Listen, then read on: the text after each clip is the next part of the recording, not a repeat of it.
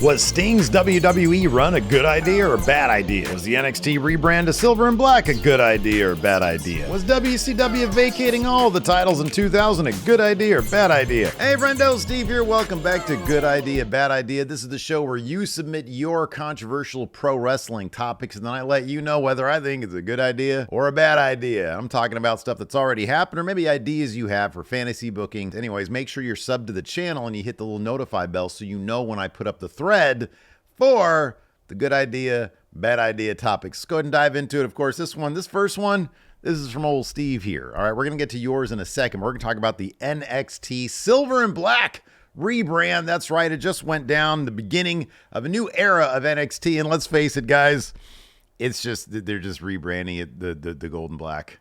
The black and gold, whatever you call it, the original era of NXT, not the original era, that was the game show era, but this iteration of NXT seems like, look, the logo, with the exception of like the X being long and the N and the T being kind of smaller, the logo looks more like the original NXT logo. The titles are like completely colorless, and I think it's great. I think it's a great idea. I think this was inevitable. I thought that the first episode of NXT on the CW, I don't know what it's going to be like moving forward necessarily, because evidently, at least for the second episode, the tickets are not moving all that quickly. They had to switch locations, even with Javon Evans versus Randy Orton being advertised. They had to switch venues to a smaller venue, but apparently they're also kind of reformatting or redesigning the Performance Center where they tape most of their shows.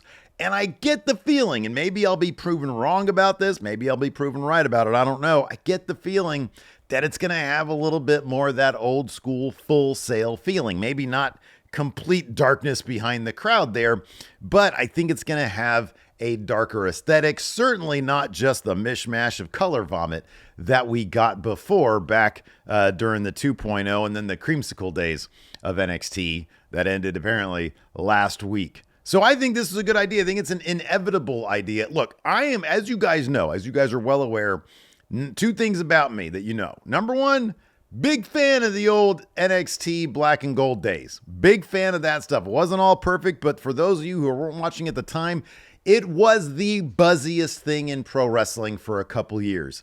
That is the God's honest truth. Number two, you know that I am a big fan of presentation. I think presentation matters.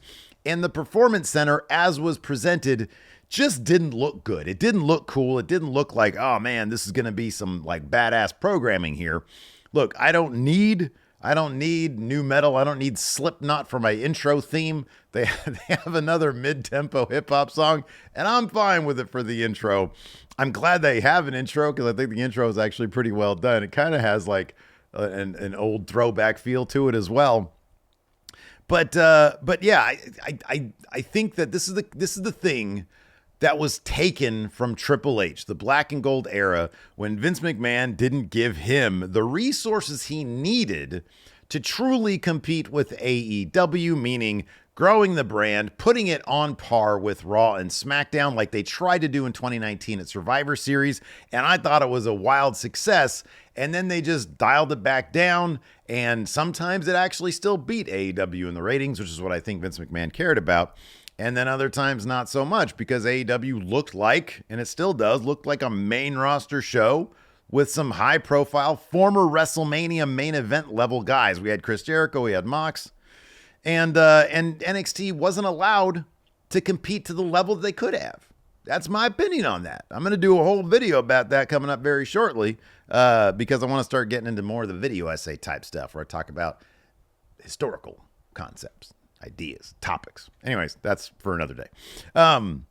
Yeah, I like this idea. I think it's great. I thought it looked like $1 million, that packed crowd there in Chicago. Obviously, they're not all going to look like that. That was more of a takeover, premium live event feeling thing, I think, for NXT. But I think the level of talent that they have, the level of talent that they want to bring in, I feel like if Ricky Starks and if Daniel Garcia end up signing with WWE, they're going to end up in NXT. I think the Lucha Brothers would have been a great addition to NXT if this is going to be the style of presentation, but I understand they want that main roster spot. Could be a long time before we see that because Phoenix apparently is going to have a whole lot of time added to his contract. So that might be not even here nor there. But let's take a look because I know you guys also know that I love my titles. So we're going to take a look at the new NXT titles. This right here, as presented, ugly as shit. However, the way it actually looks like this, awesome. Practically speaking, this looks phenomenal. These titles look great. They're so dark. You can barely see what's going on there. And I love that. I'll be honest with you guys, I was just getting used to all the colors on the NXT titles. Because they did that for the 2.0 thing. There's just like a bunch of mishmash of rainbow colors on there. I was getting used to that. I was like, oh, okay, finally. It's been 3 years and now I'm starting to grow accustomed to them. But then they debut it's just dark. I know, like the render says this. Real life says this. It doesn't look anything like that. Why are they trying to sell this when you're going to get this in the mail? If somebody's like, oh, I want this, it like really pops. Look at the gold and the white gold. And then you get this in the mail. It's like, what the fuck? But I think in real life, these things look great, which is kind of what matters. I love these things, man. I hope they, when dude, like, can you imagine Obafemi carrying around this thing? Oh my gosh. I saw like a backstage interview with Trick wearing this thing. Oh, it looks great. Roxanne looks like $1 million with this right here. Yeah, man. I'm a big fan. This, not so much, but luckily it's not that. This is like a computer render.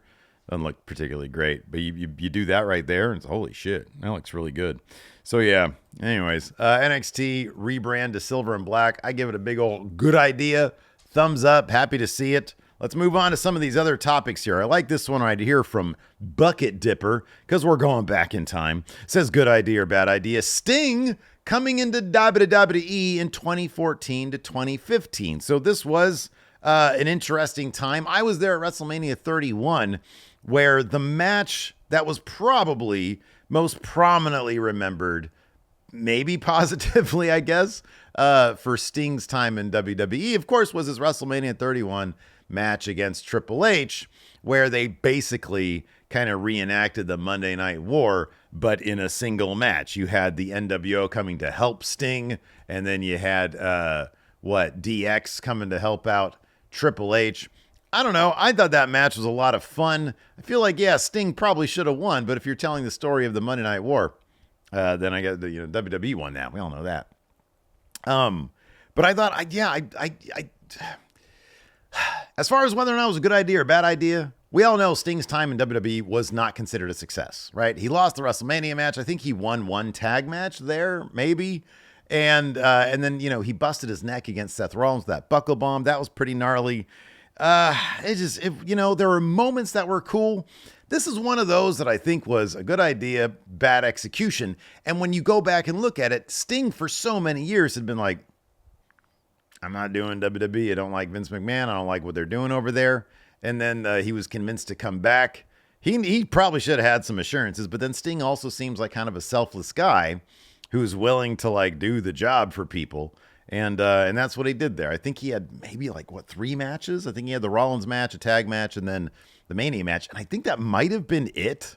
I'm trying to remember. I've got a terrible memory, but not considered a success. I think the bigger success there in WWE for Sting was his Table for 3 episode. Cause I think it was like with Jeff Jarrett and AJ Styles. I think it was about TNA. And that was pretty entertaining. I think that was the one. I remember liking that, whatever Table for 3 he was on. Anyways, good idea or bad idea? I mean, it was a good idea. Apparently Undertaker never wanted it. Like the fact that we never had an Undertaker match. But if he had an Undertaker match at WrestleMania, guess what? Sting would have lost that too. I'll put it this way. It would have been a good idea if they had a better plan for him coming into it. So in the end, I guess then it would be a bad idea because of how they did it. Come in for a match against Triple H. Are you going to lose that match? That's a bad idea. So, yeah, I guess at the end of the day, obviously, guys, bad idea. Good idea for, the dream match situation. But if you're not going to bring him in for the dream matches, what are you even doing? Next up, Patrick Cheeseman says, good idea, bad idea. Heel color commentators. Good idea, because I think it's worked effectively in the past. all too often, well, on occasion, it doesn't work. Heel Michael Cole was awful, but he wasn't a color commentator. He was a play-by-play guy. I'll put it this way then. Heel play-by-play announcers, awful idea. Worst idea. Terrible idea. Heel color commentators, you got Bobby Heenan out there. There's some great heel color commentators out there. Wade Barrett sometimes sides with, has an understanding for, the bad guys. I'm a big fan of it. I think it's okay. I think it's actually a really good idea. Gives both perspectives. Die Hard Homer says, good idea, bad idea. WCW vacating all titles and starting fresh in 2000. Was it too little, too late, or a good idea? So this is back when Bischoff and Vince Russo were forced to work together, and the idea they came up with was let's vacate all the titles and then have like a show where we just do new titles, or we put it on other people like Jeff Jarrett, Big Papa Pump, and all them. Ah, man, not a good idea. I'd say it's a bad idea. I think this is one of those things where while you're brainstorming, somebody comes up with this idea. Oh, that's not too bad. Okay, you guys are kind of on a power trip. You're going to vacate all the titles, piss off the main eventers, and then we'll go from there. It shouldn't have gotten past the brainstorm phase, because what you're doing is you're setting incredibly high. You're setting an incredibly high creative bar for you for something to accomplish something. To keep people reeled in, you're setting too high of a bar. Because I don't think it was ever going to work. With the talent that they had at the time that they wanted to push, like Jeff Jarrett. I love Jeff Jarrett now. Jeff Jarrett back in 2000 wasn't really my jam. And so, I don't know. The whole New Blood story was kind of half-cocked anyways. The heel-face dynamic was kind of cocked. Like the Millionaires Club are supposed to be the good guys. It's like they're the old guys who were basically the ceiling in WCW. And then you had like the young guys who were like the bad guy. It didn't make any sense. So I'm going to say it was a bad idea. It was a good idea, like if you're in a brainstorming session. But then when you think it out, okay, how is this going to work? We shouldn't do that. Let's not do that. We'll figure out a different way. Good Ash says, bringing Miro/Rusev back to WWE. I was a big fan of the Miro stuff in AEW, and I'm sad that they apparently, I literally read this today, Sean Ross Sapp said they've rarely been on the same page creatively, which is a bummer to me, because I like the Miro stuff. Bring him back to WWE. I liked Rusev fine enough. I think the performer's really good. Triple H is doing some pretty decent stuff right now. I'd say good idea. Good idea. If they can get on the same page creatively, meaning Rusev, Miro would just simply have to trust that Triple H knows what he's doing, because you look at the proof in the pudding. I think there's a lot of cool stuff going on right now in WWE. I'd say it's a good idea. I think the performer's really good. I think what we saw as Miro was really, really good. And if you take that same thing, plunk it in WWE with some good stories. I mean, could you imagine like Bo Dallas, the Wyatt Six doing their thing, Karrion Kross doing his thing, and Miro's thing? You don't need titles. I think that'd be a cool idea. So yeah, I'd say good idea. There's a lot there to work with, I think. Paul says, Paul says, Sheamus' 17-second win over Bryan at WrestleMania. Bad idea. We know what kind of wrestler Sheamus is. We know what kind of wrestler Bryan Danielson is. Bad idea for only giving them 17 seconds. Bad idea. That was stupid. That was just one of those Vince things. All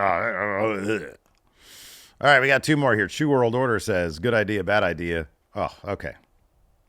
The Saudi Arabia deal. He says it makes me uncomfortable, but it's led to all the other foreign premium live events.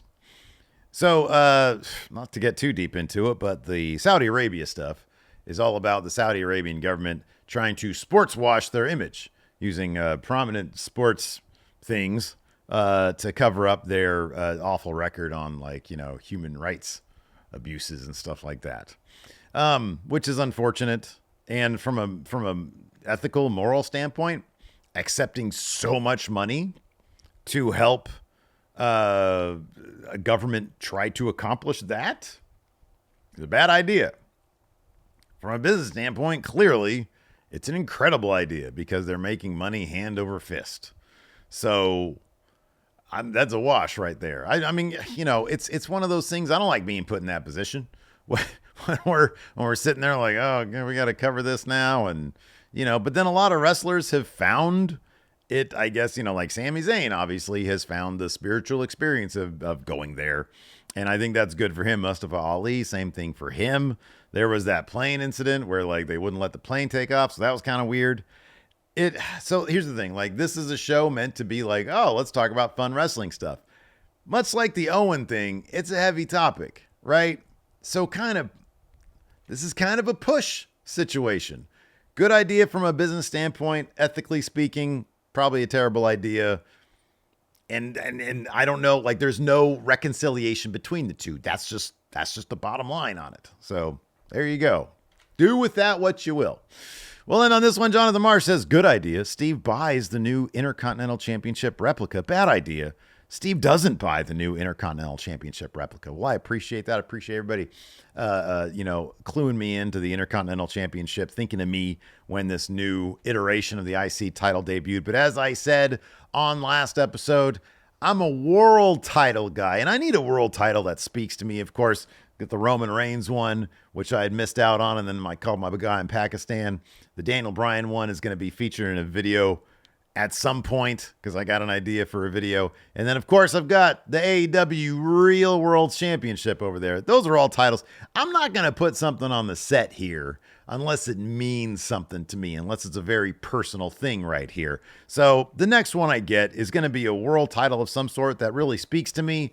I have no idea what it is. I don't have my eyes on any of them right now. I said in the last episode, I'm looking at possibly getting a custom WrestleJuice title. But again, that's the kind of thing it's got to gestate for a long time. Maybe I'll load up WWE 2K24, maybe design something and send out some feelers, ask some people how much would this cost to replicate. Maybe I'll do that.